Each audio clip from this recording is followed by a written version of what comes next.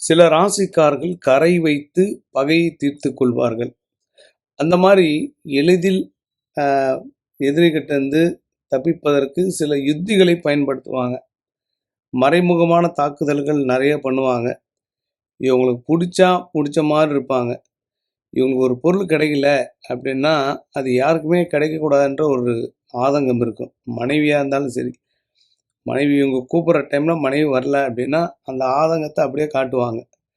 ஒரு சந்தர்ப்பம் வரும்போது தேள் மாதிரி கொத்துவாங்க. அப்படியேப்பட்ட 3 ராசிக்காரங்க மகர ராசி, விருச்சிக ராசி, சிம்ம ராசி.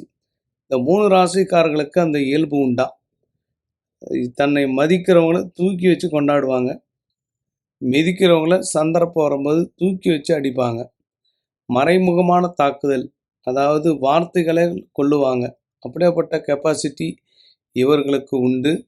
இவர்கள்தான் பழிவாங்கக்கூடிய ராசிகள்.